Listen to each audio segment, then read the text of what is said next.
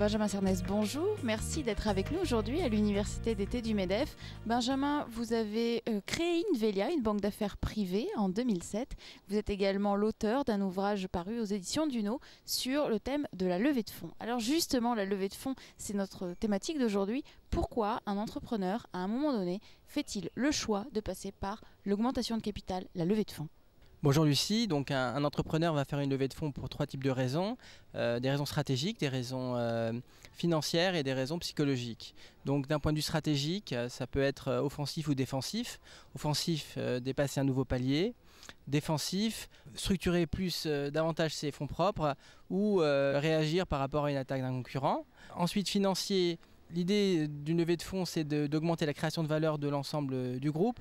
Donc il faut être assez attentif à la dilution par rapport au retour sur capitaux employés, qui est une variable qui n'est pas assez utilisée dans l'analyse même des grandes sociétés. Et la troisième raison, enfin, la plus évidente, c'est une raison psychologique, raison d'ego, de vouloir faire parler de soi, de vouloir avoir plus de puissance. Dans un premier temps, nous avons donc vu pourquoi un entrepreneur pourrait avoir envie de passer à l'acte, de réaliser une levée de fonds. Mais il y a d'autres questions à se poser, ce qu'on appelle les principes essentiels auxquels il faut porter attention. L'entrepreneur est-il prêt ? Est-ce réellement stratégique comme démarche ? À quoi l'entrepreneur doit-il absolument faire attention au moment de prendre la décision ?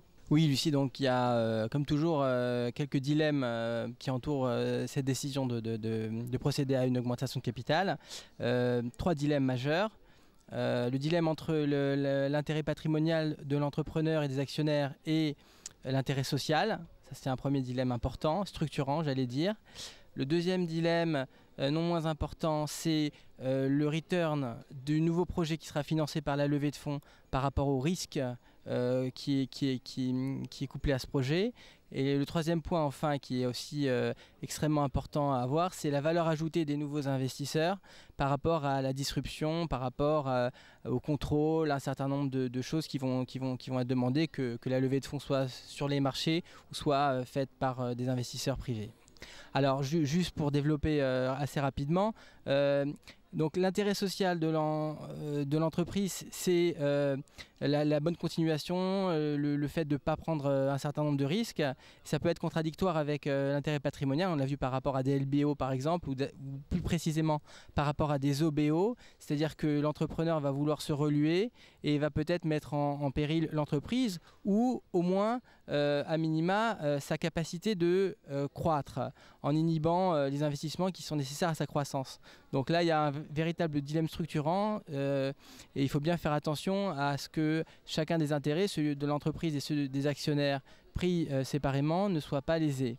Le second point, donc, c'est le fait d'analyser les returns, la rentabilité des fonds qui seront levés par rapport aux risques qui seront pris pour arriver à cette rentabilité. Parce que souvent, la levée de fonds, c'est pour aller vers l'inconnu, faire des acquisitions, faire des choses qu'on ne veut pas financer par rapport à ses fonds propres, et à raison puisque c'est des projets qui sont risqués.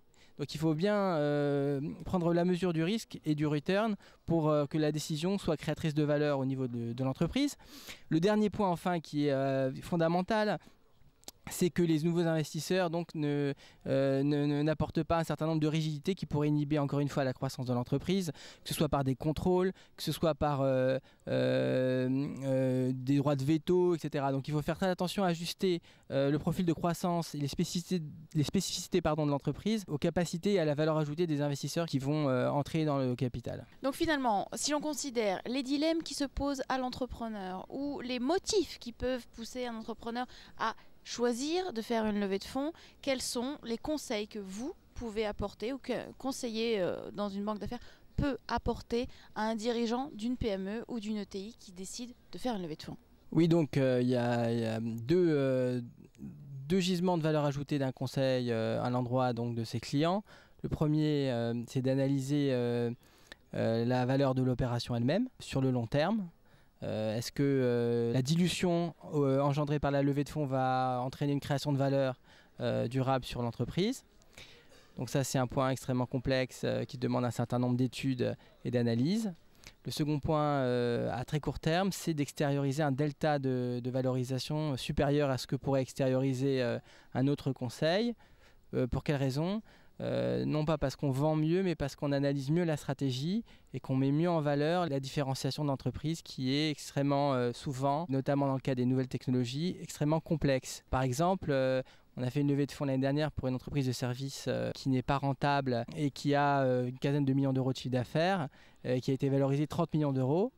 En expliquant la pertinence de ces modes de financement, de la différenciation de son produit. Voilà, donc il faut absolument se plonger vraiment dans la stratégie de l'entreprise et analyser même les éléments financiers sur un prisme stratégique. Par exemple, le leasing peut être un élément extrêmement défavorable pour une entreprise puisqu'il est retraité et traité comptablement comme de la dette, alors que ça peut aussi permettre de motiver des forces commerciales, d'arriver au break-even, de faire un certain nombre de passer un certain nombre d'étapes avec succès. Donc vraiment avoir un regard stratégique sur toutes les données de l'entreprise et même les données financières pour extérioriser un vrai delta de valeur et conclure des opérations qui réduisent un minimum la dilution pour l'entrepreneur et qui lui permettent de trouver aussi des partenaires qui soient utiles et alignés.